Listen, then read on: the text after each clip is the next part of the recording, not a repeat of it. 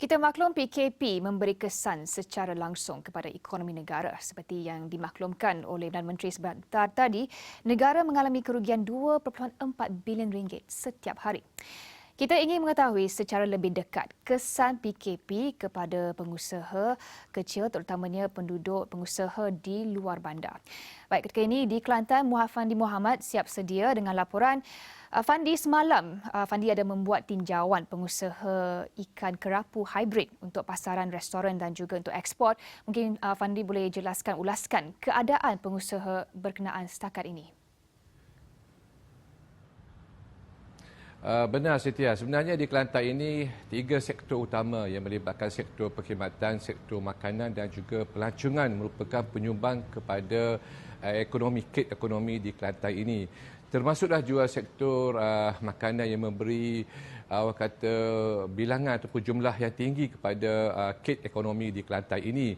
Dan apabila Perintah Kawalan Pergerakan ini dilaksanakan, sudah pasti golongan ini yang paling terjejas teruk. Ini kerana sebagai contoh, saya memberi contoh kepada pengusaha ikan kerapu hybrid di Laguna Semerak, Pasir Putih, yang mana mereka merupakan peternak yang menternak ikan kerapu hybrid untuk pasaran luar daripada Kelantan dan juga luar daripada Malaysia. Dan pasaran ikan mereka merupakan permintaan di restoran-restoran mewah dan juga untuk pasaran ekspor ke negara Taiwan, China dan juga Singapura. Namun PKP ini telah menjadikan tiada permintaan terhadap ikan mereka, walaupun tempoh matan ikan mereka sudah boleh dipasarkan. Dan keadaan ini mereka bakal berdepan dengan kerugian bukan sahaja ratusan ribu ringgit, bahkan mencecah jutaan ringgit. Jadi kita dengarkan dulu penjelasan salah seorang peternak ikan kerapu hybrid di Semerak. Kita saksikan. Pasarannya restoran dan ekspor. Lalu ni kerugian tu ikan saya tu hampir juta tu, hampir 1 juta dan buat masalah ni. 1 juta? 1 juta. Nilai ringgit. 1 juta. 1 juta. Kalau tak boleh jual sekarang ni lah. Kalau tak boleh jual. Hampir 1 juta. Hampir 1 juta. Ada berapa ratus ribu ikan ni? Tak cukup mata dia untuk dijual. Ikan memang banyak.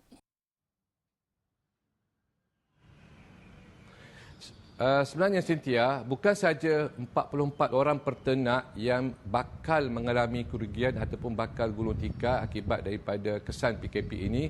Sebaliknya, yang akan menerima tempias ataupun kesan termasuklah pembekal makanan ikan, penghantar makanan ikan, penghantar ikan tersebut dan juga pembekal benih ikan.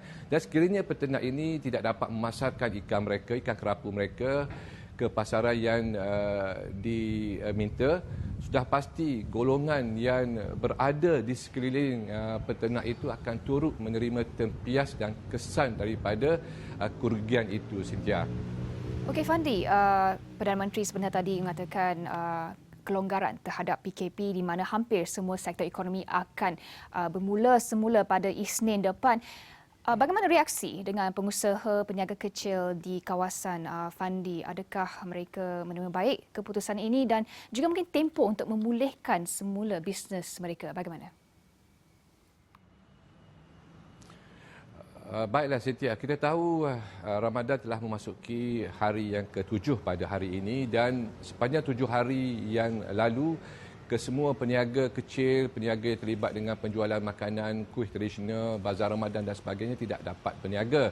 Dan apabila kelonggaran diberikan oleh kerajaan untuk mereka memulakan perniagaan, membuka kedai, termasuk juga kedai colik dan sebagainya, ia merupakan satu bonus ataupun cover up untuk ekonomi mereka kerana mereka merupakan golongan yang benar-benar ataupun betul-betul mengharapkan kepada jualan kuih muih, jualan harian ini bagi menampung perbelanjaan mereka.